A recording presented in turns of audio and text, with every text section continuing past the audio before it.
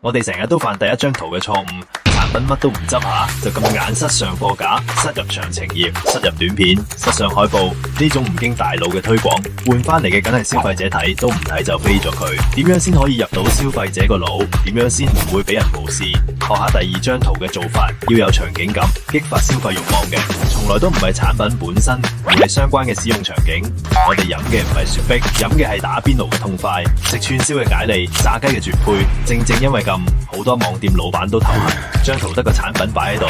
個標題淨係識寫規格型號，個描述冇靈魂，難怪轉發率咁低。我哋提供電商後勤服務，3種月費計劃，100件商品每個月由1500至2500不等，成為你網店或各大社交平台嘅長期助手。